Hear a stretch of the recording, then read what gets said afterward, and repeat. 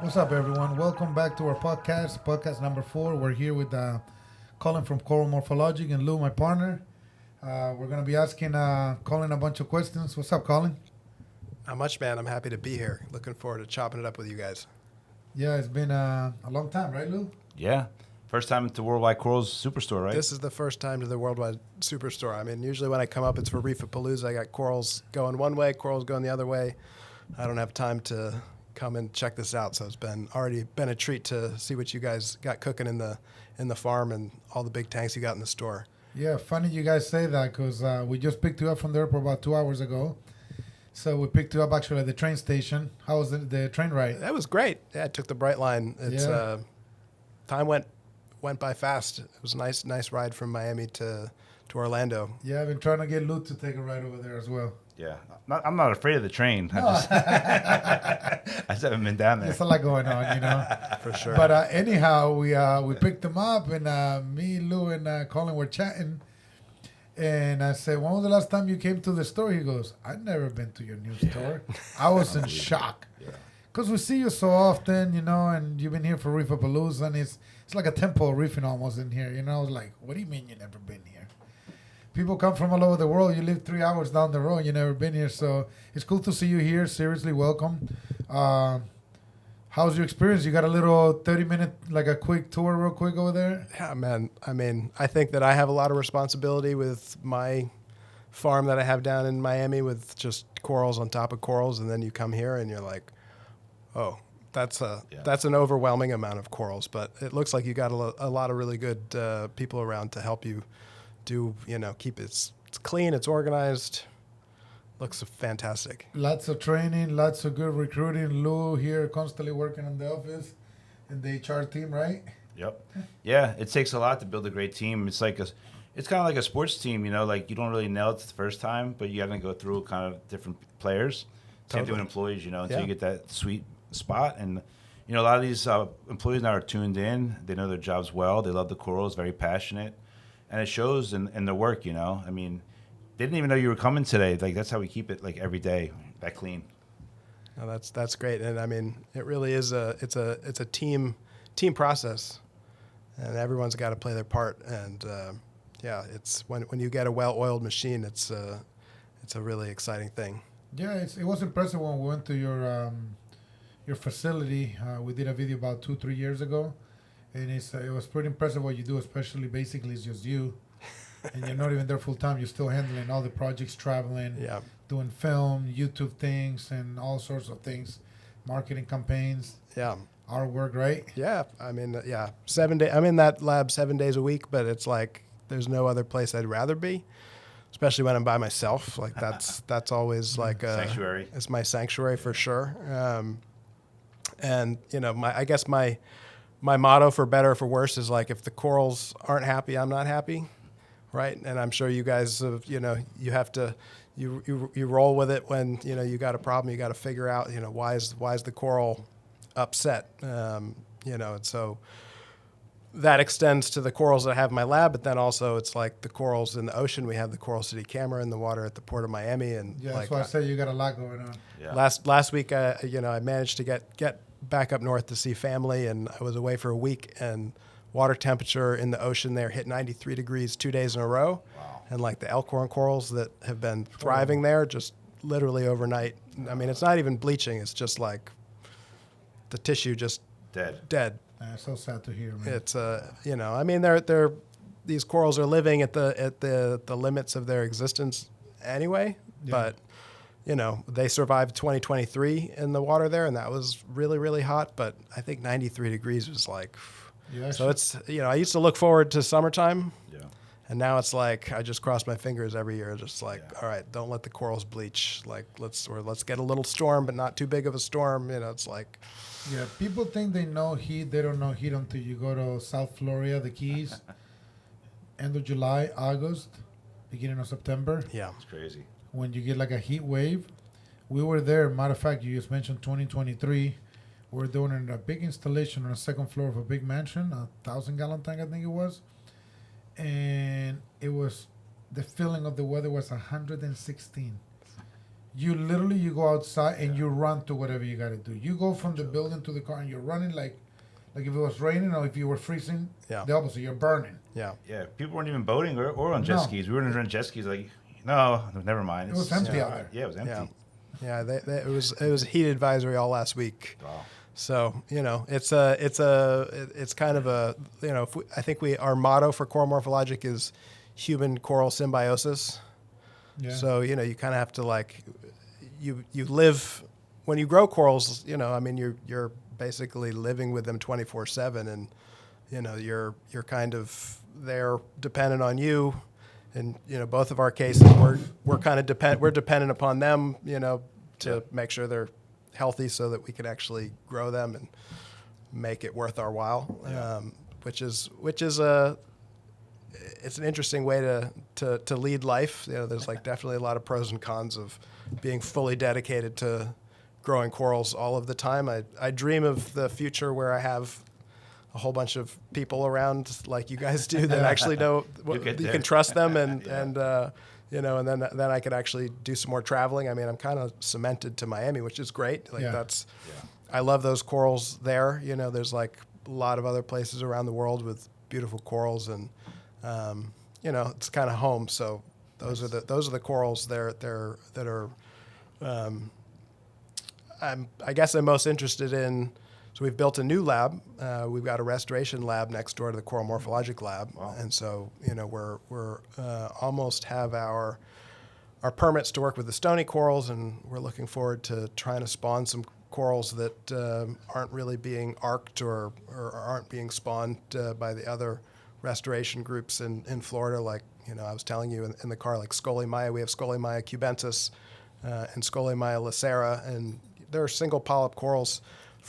I've seen them. They're red usually over there. Yeah, you get green ones, you get red ones. I mean, not you don't find the bleeding apple. The Australian ones, yeah. But which isn't to say that it's not possible. I think that once you start spawning them, we're going to start seeing really interesting color morphs, especially if you can take a red one and a green one and spawn them. And we know they should be pretty easily spawned. I'm sure it's not that much different than the Australis that Jamie Craig's and other people have spawned, but like from the state's perspective, like they don't see that coral as a reef builder, so it just isn't a priority of theirs. There's not a lot of grant money or research taking place on some of these corals that, as aquarists, we think are really important, and from a biological diversity perspective, we need to be arcing them too. So that's one of the things that we're going to look forward doing in the new lab that we're building, or we have built. Nice. But we're just going to get started with the stony corals pretty soon. And they're Caribbean corals, correct? Yeah. So it has to be totally biosecure from the Coral Morphologic lab, because the corals in the restoration lab are going to go back out into the ocean. So everything's got to be native. That means all the herbivores, pretty much everything that goes in there, all has to be straight from the ocean and into that system, and no cross contamination. And so it presents some challenges, but I mean, a lot of our cleanup crews that we use in aquariums are from Florida. Mainly they're from Florida. Yeah, the emerald green crabs and the astral snails and blue leg hermit crabs and stuff like that. So, Colin and Louis, just remind me on this one, Louis. I first think we met you in Magna 2013 is the first time. In Miami. Yes. Yeah. Right. Do you have a memory before that? I think that's the first time I think that was like well over a decade ago. Yeah. But we didn't really talk then. We just kind of met him, right? Yeah, just kind of met him. We started talking about 8 years ago or something like that. Yeah. I think it started to Reefapalooza. You coming to be a speaker along those lines. But something cool about you that I don't know if it's funny, because as I'm sitting here thinking, you're a rare breed of reefers, because you kind of like almost very technical with the academic side of things, but you are very towards the hobby side of things, how you grow your corals. But the other person, that rest in peace, Jake Adams, it was another person that I think of him like you, that you guys were growing corals without making money out of the corals. So there's not many like that, seriously. Right, so something, Yeah. because it takes a lot of work to keep these animals, and it takes a lot of passion sometimes you need that extra dollar, and it's like when you watch them grow, you don't want to get rid of them. Yeah. I know that's how you are. Yeah. You don't care if you got 3,000 heads of one thing. It's like, nope, I don't want to part with have them. 2,999. So it shows the passion for the hobby, and like I said, a lot of people might not know of you guys, but you run Coral Morphologic. Is your project with Jay. Jay, Mm-hmm. and you guys been doing this for a very long time. Yeah. And Coral Morphologic, if you can explain just very shortly what is Sure. just to people. So Coral Morphologic is it's like a hybrid art science platform. We're trying to reach people that aren't scientists or divers or even aquarists. With obviously we know how beautiful corals are, and that's one of the reasons why we're attracted to them, and we spend all of our money on them, and we keep them in our houses. But a lot of people still don't know what corals are. Miami is on the third largest coral reef tract in the world. When we got started in 2007, nobody was thinking about Miami in the context of corals or coral reef. You go to the Florida Keys, you go to the Caribbean, the Bahamas. And so, at that time, Miami was, if anything, was sort of emerging as a place for arts. But for the most part, I think people just sort of saw it as a artificial neon plastic kind of escape, Yeah. Exactly. And then, I went to the University of Miami, and I don't know how far back we roll, like where my origin story starts, but I was already growing corals in my bedroom in high school, and I got sent the portfolio to the University of Miami, like an artist would send a portfolio of their work. They gave me a scholarship. I got there in the year 2000 thinking my professors and my classmates would also be into saltwater aquariums. Nobody, Nope. no one was interested. At that time, Finding Nemo hadn't come out yet. It was Free Willy. That was like, so most of the kids that were there, they wanted to be dolphin trainers at SeaWorld. Like, it was before Blackfish. It was just a totally different time. I had my academic advisor tell me corals couldn't be kept alive in captivity in the year 2000, and that we shouldn't do it, and that the people that were doing it were bad people and were the reason why the reefs were in decline.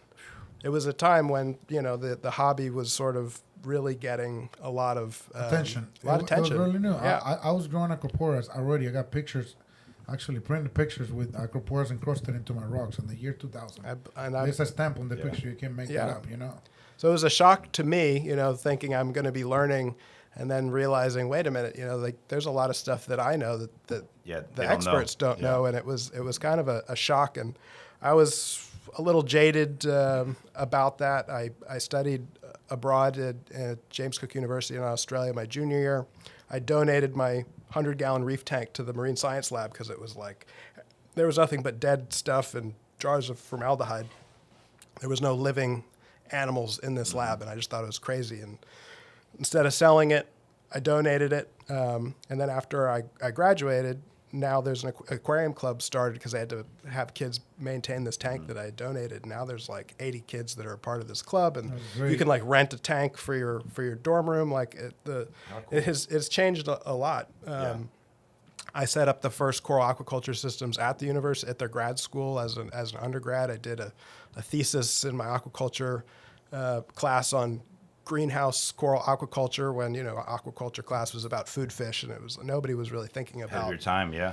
And that was kind of like it's kind of there's two sides of being ahead of your time, like because then sometimes people don't really understand what it is that you're trying to do. They thought you were crazy? Yeah, I think they thought I was crazy, and so I became more friends with like the musicians and the artists at school, and I was exposed to what was taking place in Wynwood when it was nice. And I go to these art shows, and you'd see the art on the walls, and I think to myself, well, like these corals that I'm growing are like they're living works of art. Like we're in Miami, how come we don't see the city represented from this context, and why don't we maybe there's something there. And so after I graduated, I managed my friend's band for a year or two. I worked down in the Florida Keys, a commercial marine life collector. So that was where I started collecting Recordia, Florida, and started falling in love with them, and started hustling on the side, selling some on eBay, making a little extra money, saved up my money, bought an underwater camera, got an internship in Bali. That's where I went over there in 2006, 2007, met Vincent Chalier and sort of saw what was happening with the mariculture developing over there.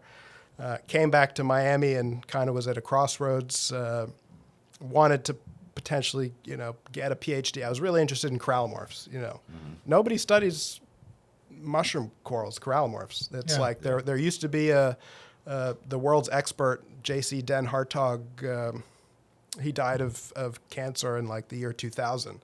And there's nobody really in the world, even to this day. Daphne Fountain was most people that study corallomorphs are kind of go in on sea anemones and kind of, corallomorphs is kind of under that umbrella, but they're in their own order. So I was really interested in trying to, because when we would go out diving, you could see that there's probably at least 2 species of Recordia florida, but we only know them as one species. And so it's like, there's just so much that we don't know about these animals. And I mean, certainly the takeaway is that hobbyists in a lot of ways have not only have they pioneered the techniques of making it so that now the scientific and academic and restoration world can just like get off the shelf equipment and lights and, and kind of figure it out. But if it wasn't for the people, for the hobby, that were the trial and error. And like, I remember in the late 90s with, the internet and like back when Reef Central was new. I mean, I don't know if you guys did you ever follow Garf?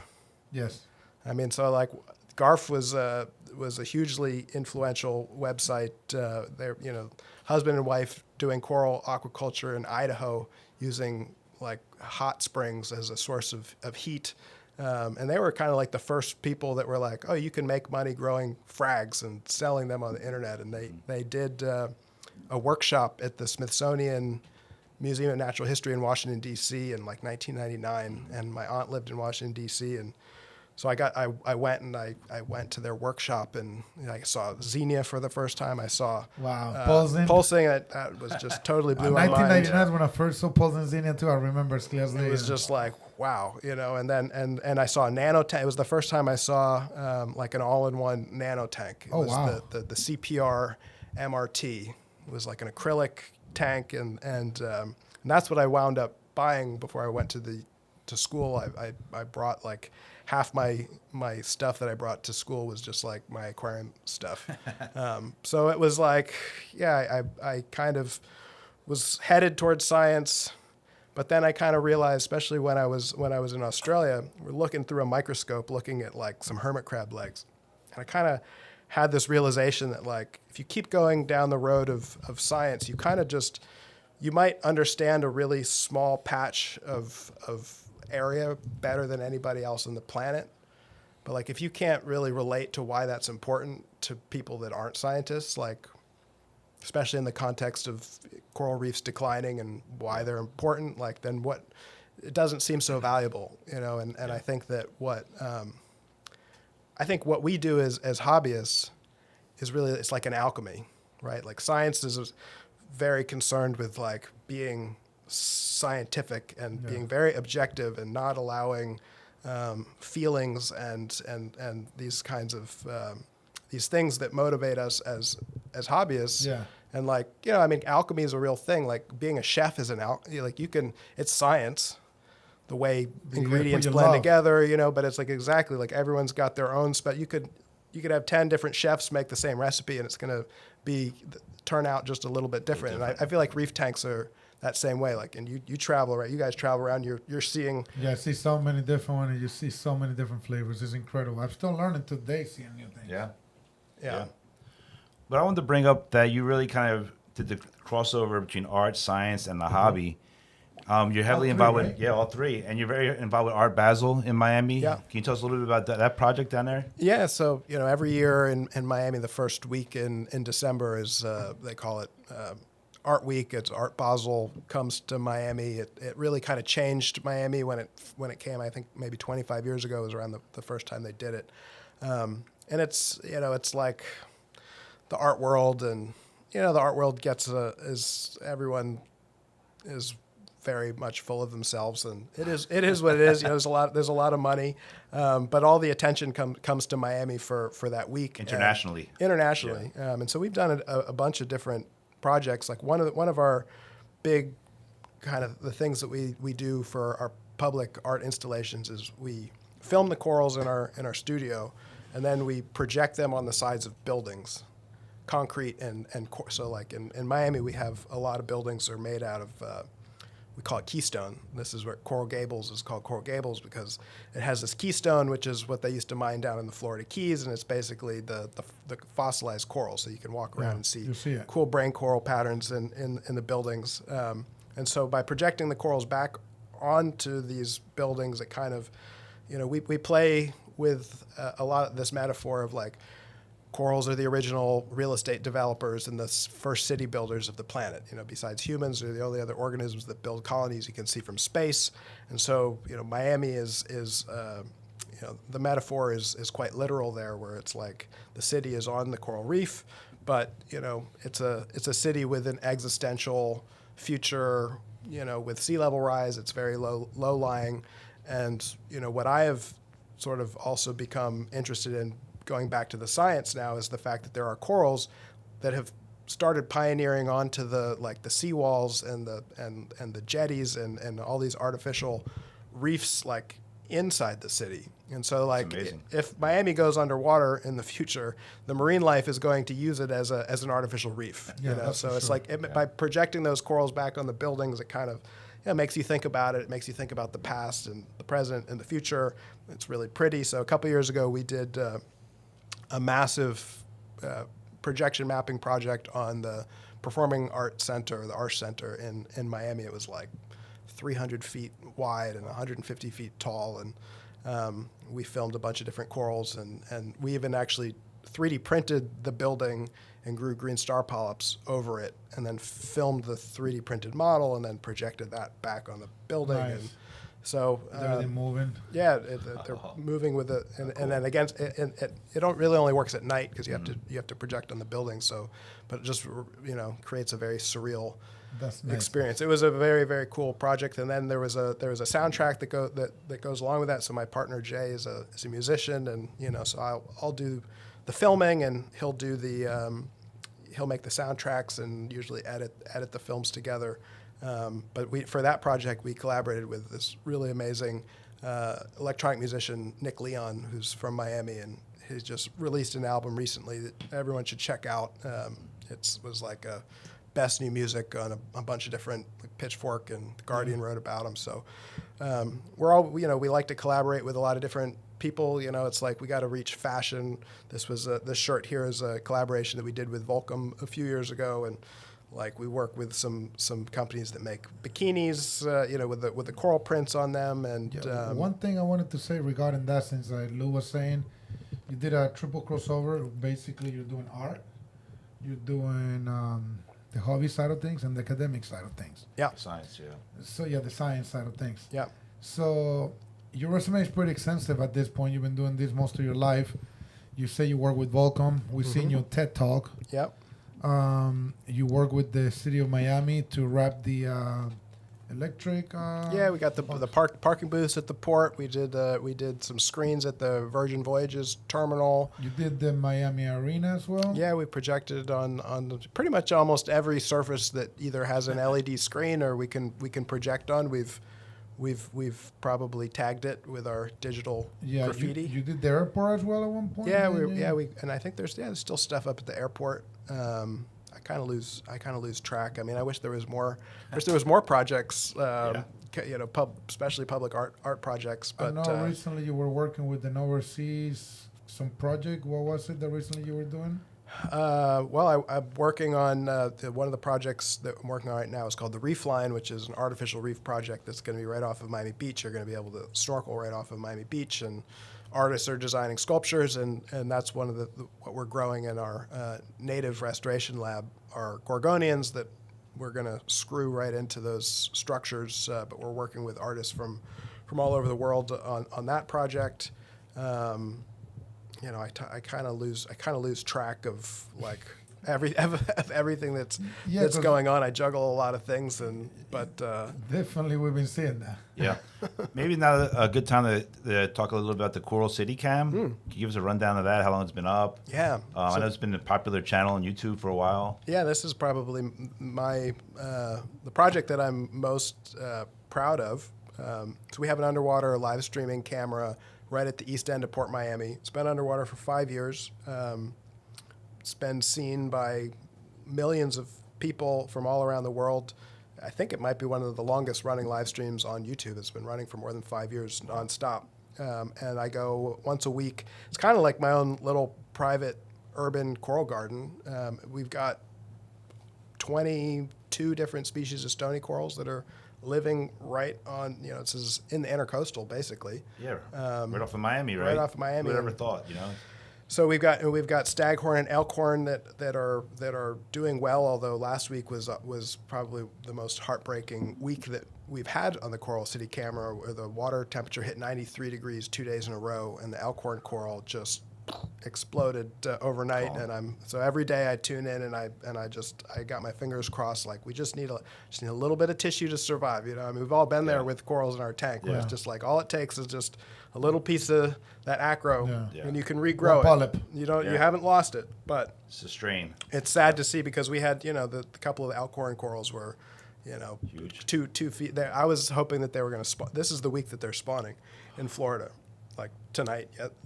Yesterday probably would have been a spawning night, so it was kind of sad to see. You can't hide it. The Coral City camera, it's the good and the bad.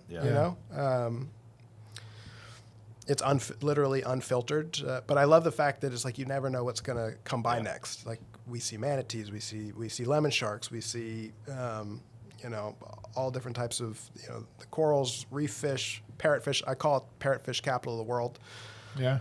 We just have crazy parrotfish, which is great. Yeah. Don't you have a fish that's like always hangs out there? I forget what fish it was. Well, we had during the pandemic we had oval, which was a doctor fish, a tang. It was missing a tail, and so the fish that have like these injuries where you can tell that it's different. Mm-hmm. Those are the ones that will get like a name. Yeah. And oval was probably the most famous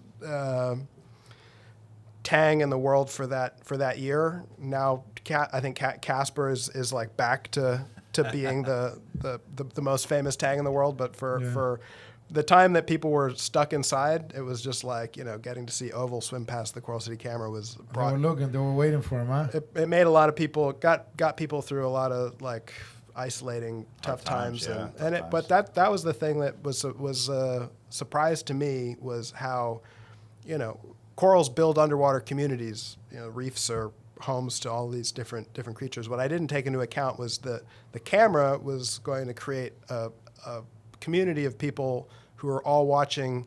I describe it as it's like a digital campfire. We're all looking into this campfire collectively, and so when that manatee goes past, we all get to experience it together, and that kind of really creates a nice community. I don't know, I feel like people are, even though we're all connected more than we ever have been through social media, in a lot of ways, I think people are like pretty isolated also. So like to have something like the camera and these fish and these corals bring people from all around the world, together. They're rooting for, the health of the corals, and it's kind of like when you're fishing, right? Like you can spend 3 or 4 hours and not catch anything, and it's kind of like, it's a little boring, but then all of a sudden you hook into something and you land a big fish, and it like makes the whole day worth it. Great day, yeah. So watching the camera is kind of the same type of thing, where you never know what's going to swim past it, but when something cool goes past, it's like very exciting. Makes your day, yeah. Gotcha. How people can watch this camera from home? Yeah, you can watch it on YouTube. Just search for Coral City Camera, and we got a chat over on the side. So we got a timestamp on the bottom. So if you see something cool, or you want to ask, like, what fish was that swam by at 13, 24, 19? Somebody will probably be able to answer your question. We keep a list of all the different stuff that we've seen throughout the day, and every day I go home and I make screen recordings of pretty much most of those fish, and then I choose like the best one, and that becomes the social media post of the day, and so it's like that's also, I've got all the corals that I look after, and then I've got this like underwater robot camera that I also have to keep alive. Yeah. How often you got to do maintenance on it? I'm there about once a week, but I drive out through the port, I walk down the rocks, I get in the water. It's like it's a very convenient place to go, and people don't really, because it's at the port, it's pretty well protected. Yeah. So I kind of feel like it's like my little coral garden out there. That's cool. Yeah. Natural sanctuary for So your little piece of the ocean. Yeah. Nice. Now the Coral City Cam, like as far as the maintenance goes, what do you actually got to do out there? Do you snorkel? Do you dive? So I mean, the camera is like a security camera, and it lives inside of a glass dome. Mm-hmm. And just like we have, glass aquariums, algae grows on it. The camera has this this windshield wiper that I can control remotely from my phone. Cool. And I turn it on a few times a day, and it wipes off most of the detritus and the algae. But after about a week or so, there's spots that it misses. So I go with a toothbrush, and I clean it up, and there's different types of that stuff. I have to change out the wiper every few months. I'll usually use scuba for that. Sometimes we used to have more problems like during the pandemic with tech issues and trying to figure out, all right, why is it not working? There was a whole bunch of different jumps that we had to do to get onto the internet that we've been able to kind of figure out, and it's not as much of a problem, but it used to be more of a problem. So it more or less runs itself, but I have it on all screens. Like I have it on about 5 or 6 screens in my life. So, because I'm always just having to make sure that everything's running. Yeah, I mean, you're pretty serious about the timing because you're literally here for like 5 hours today, and you got to get back to Miami. So he's serious when he says he has no time. No, I'm. Yeah, it's tough to get away, but it's good. I've got a lab assistant, Samantha, that's like been really great. She has a master's degree in marine science, but she's also a hobbyist. And I look for those people. Like, if you have those, if you can overlap in that realm, like those are the people that I look towards. Like, you have to love corals outside of your day job. Yeah, you gotta have them in your house, and then it's like, okay, I know that person is someone that I can trust because they get it. It's not just, okay, I'm off the clock, and comes from here. They're living it. Yeah. Not an easy task, man, with those many babies you have in there. Yeah. I mean, I think Lou, you were with me last time we did the video thing. You've seen the facility, right? Yeah, what was the name of the video? It had a really good name on it. 48 tanks, was it? I don't know. It's got 20-something tanks. Yeah, it's 56 tanks. A lot, something like that. It was a lot, but anyhow, something worth mentioning. Back then, you had there was an old customer of yours, or a friend of yours, who set up a big Ellos tank of rimless, and he got rid of it at last minute. Yep. You came and scooped up the tank and you set it up. Yeah. And it was fairly new at the time. Yep. Like new, you can tell the cords weren't doing good. Yep. You can tell when a tank is new. How does it look today? No, it's great. I mean, that 600 is definitely kind of like the pride and joy. It's a peninsula, 600 peninsula. Yes. So, the maintaining the water flow and the light and everything is a challenge, and but it's doing really well. Knock on wood, because you never know. But once you hit that like 2-year point, I feel like that's when things get sweet. Yeah, things are really starting to grow well. I've upgraded the lights there to the GNC Blu-ray X, which have been really great lights For the whole tank? For the whole tank, yeah, we got six of them over a 12-foot tank, and those lights are. It was such a change because you don't get the light bleed, so you can be in there and it's like it's all the light is going straight down into the tank, and it's waterproof. So interesting. I've had a fixture, and a fault of my own in the way that I had it hung. I came in one time and it was half underwater, and it was light and it was working, and I just pulled it out and it's fine. Yeah, they're waterproof, so they have a really great. I'm really pleased with the spectrum, and the corals really like it too. Well, we would love to invite ourselves over to come and film again if it's okay. I hope that, yeah, you guys definitely need to come back and do a follow up. You need to come see the new lab, especially once we start getting some of the local stony corals. You know, we're gonna, in the same way that we kind of try and build up a collection of different genetic diversity of all the different type of chalice corals and all the acros. Like, we want to do the same with our local coral biodiversity. There's people always say, oh, but the local corals aren't colorful. And it's like, well, you got to look a little harder. Yeah, that's, of course. You know, they which want is everything serving a silver platter. You know. Yeah, and we kind of forget that too. That was, I think, something that was very eye-opening to me when I was in Bali diving. You know, I was there for 8 months, and it's like a lot of the stuff that we take for granted as hobbyists, that is kind of like a common fish, like a long-nosed hawkfish, or even like a blue hippo tang. Like, they're not really common fish when you're out in the wild. And so, like, the same thing kind of goes for corals. Like, we just, now, if you go to an importer, it's like you're seeing really colorful corals. The collectors... Like mushrooms. They were never cool before. No. Right. Yeah, well, exactly. I mean, there's we lots... made them cool. You guys definitely made the mushrooms cool. The bounce... Worldwide Corals OG bounce is definitely... And the jawbreakers, too. We found them both, yeah. Did you guys call them the jawbreakers? Yeah, 2009. Yeah. That was you guys. Yeah. All right. Yeah. I mean, that's... So we made mushrooms. Dude, people used to throw mushrooms away. You couldn't sell them. I remember. They were nuisance. People would be like, oh, mushrooms are going. Like, what are we going to do? Yeah, no, I remember. And like, I almost missed those days because, like, you read the whole back wall of an aquarium, 55-gallon aquarium. It was just like blue or red mushrooms. Full of purple mushrooms for service visit. Yeah. Big went there years ago. I mean, all the coral just purple mushrooms, like a 90-gallon tank. Yeah. Loaded. It has changed, man, because they went from unwanted to it's one of the most expensive corals in the hobby. When you find some rare ones, Yumas, even Recordias are pretty up in price because they're not in abundance like they used to be. Yeah. And Recordias sell for $40 to $60 all day long now. I'm sure, I believe it. Yeah. Incredible. I mean, and I've seen the population decline, which is also, you know, it's a sad part of having been doing it in a while and having, you know, spent a lot of time underwater, and you see kind of how the decline of a lot of the stuff that used to be a lot more common, like the rock flowers, are kind of got hit pretty hard a couple of years ago. Mm-hmm. Pretty much all of the keys, everything in the keys. Yeah, 2 years ago was horrendous. Yeah. So water was 100 degrees or something along those lines. It was like you couldn't even get in the water. I used to look forward, you know, when you're a kid, you look forward to summer, and now as a coral loving adult, it's like, you know, I'm always just like, let's just get through September.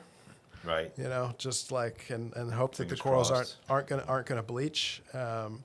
But it does give, you know, it is, I think, I mean, you guys aren't scuba divers. I mean, basic. Yeah. I wouldn't call myself a scuba diver. But yeah. Well, I mean, this is also the problem. It's like if the more corals you have, the more tanks you have, you can't travel. Yeah. So it's like it usually can't do both of those things. Yeah. But it's like when you start diving, it is really, you know, eye-opening to see how, like, you know, we just want to put everything in one tank, but you realize, like, there's so many different habitats where certain corals are coming from, and therefore, you know, it's like it's tough to keep you can't make everybody happy. From different oceans all over different the world. Oceans, different habitats, lagoons, you know, reef crest, you know, there's like so many of our LPS corals are like coming from places that no tour dive operators taking you to these places. Yeah. You know, where it's like mucky. I love turbid reefs where it's like you got 10 to 25 foot of visibility, just a lot of food in the water. Yeah.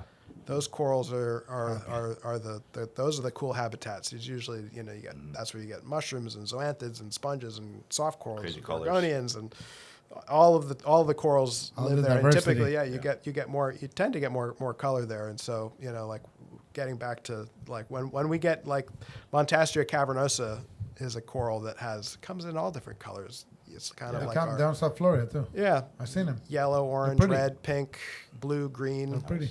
Yeah.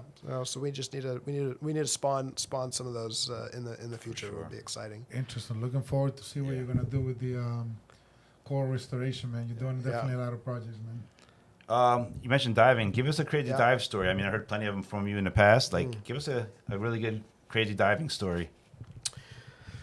Craziest dive story, and I've got a lot of them. I know you do. But the craziest one, I was diving with. Do you remember Jesus? Yeah. Yeah, R.I.P. Yep.